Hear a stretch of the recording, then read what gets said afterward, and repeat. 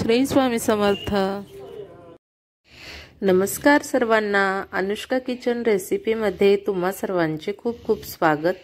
चला तर आपण आज मस्त असे काटेरी भरले वांगी करणार आहे, तर रेसिपीला सुरुवात करूया।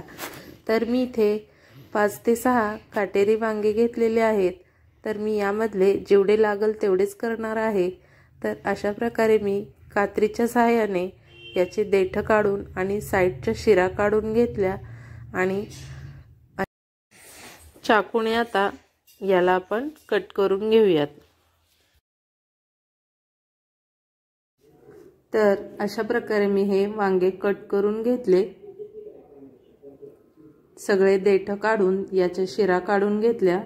आता आपण याला चाकूने 2 बाजूने कट करून घेऊयात। तर अशा प्रकारे मी हे वांगे कट करून घेतले।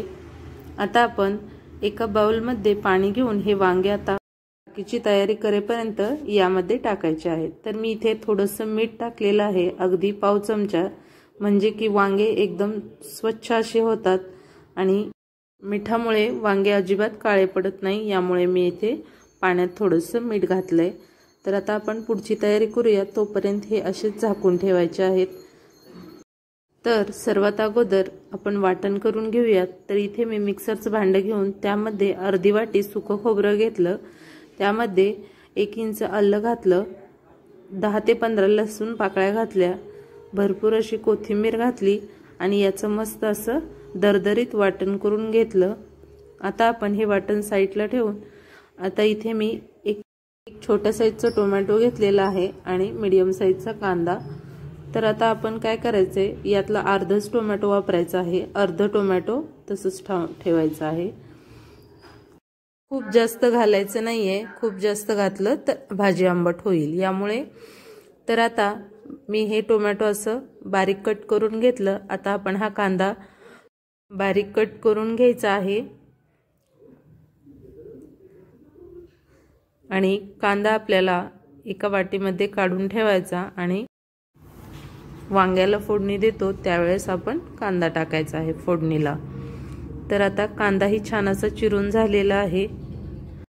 तर इथे मी वाटीमध्ये कांदा काढून ठेवला आणि प्लेटमध्ये टोमॅटो काढलं।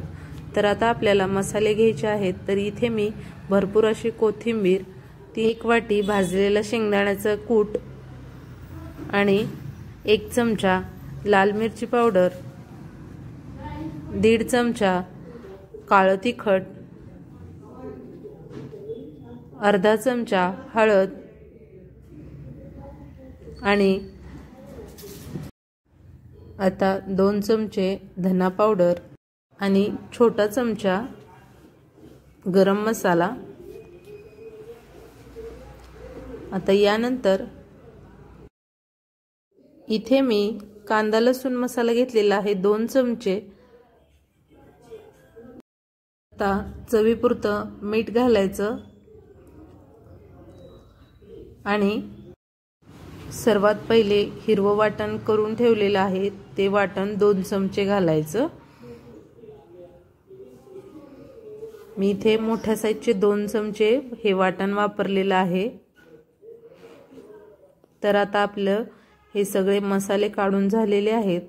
आता आपण यामध्ये 2 चमचे तेल टाकून हे व्यवस्थित असं मसाला मिक्स करून घ्यायचा आणि वांग्यामध्ये भरायचा आहे। तर व्यवस्थित मसाला मिक्स करून घेतला। आता या पद्धतीने मी हे मसाला सगळा यामध्ये भरून घेणार आहे वांग्यांमध्ये। इथे मी 5च वांगी घेतलेले आहेत। तर अशाच पद्धतीने मी हे बाकीचे वांगे भरून घेतले। आता आपण याला फोडणी द्यायची आहे। तर अशाच पद्धतीने सगळे वांगे भरून घेतले। आता गॅसवर मी एक कढई ठेवून त्यामध्ये मोठ्या साईजचे 2 चमचे तेल घातलं। आता आपण तेल कडकडीत तापल्यानंतर यामध्ये घालायचे जिरे आणि मोहरी। तर इथे मी अगोदर मोहरी घालणार आहे। मोहरी छान अशी तडतडल्यानंतर मग जिरे घालायचे आहेत, म्हणजे की मोहरी कच्ची राहत नाही। आता जिरे मोहरी तडतडल्यानंतर यामध्ये घालायचे आपल्याला हिरवं वाटण। अगदी थोडं 1 चमचा घेतलेलं आहे मी हे वाटण, आपण अगोदर सुरुवातीला केलं होतं ते।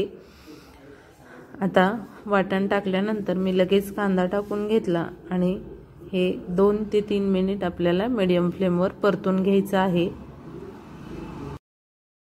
तर 2 ते 3 मिनिट कांदा परतून झाल्यावर यामध्ये आपण मसाला भरून घेतलेले वांगे घालायचे आहेत।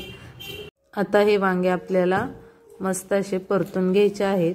तर मी वांग्याचा मसाला राहिलेला होता तो पण त्यामध्ये टाकला। आता आपण छान असं हे 2 ते 3 मिनिट परतून घ्यायचं आहे मीडियम फ्लेमवर।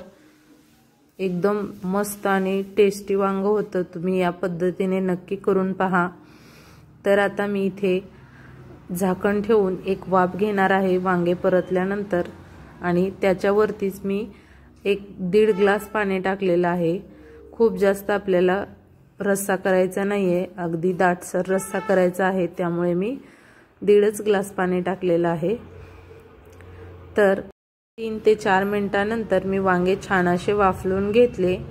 वरच्या प्लेटमधलंही झाकलेलं पाणी मस्त गरम झालेलं आहे। आता हे पाणी यामध्ये ओतून मी व्यवस्थित असं मिक्स करून घेतलं। आता आपल्याला हे वांगे 15 मिनिट मीडियम फ्लेमवर शिजवून घ्यायचे आहेत। यावरती झाकण ठेवून आपण हे वांगे शिजवून घेऊयात। तर तुम्ही बघू शकता वांगे मस्त असे शिजलेले आहेत आणि रस्साही अगदी दाटसर झालेला आहे, खूप जास्त पातळ नाही आणि एकदम मस्त असा सुगंध पसरलेला आहे। तर या पद्धतीने तुम्ही ही करून पहा ही रेसिपी। चला तर मग तुम्हाला ही रेसिपी कशी वाटली, आवडली असेल तर माझ्या चॅनलला लाईक, शेअर, सबस्क्राईब करायला विसरू नका। चला तर मग पुन्हा भेटूया अशाच एका नवीन व्हिडिओमध्ये। तोपर्यंत बाय बाय। श्री स्वामी समर्थ।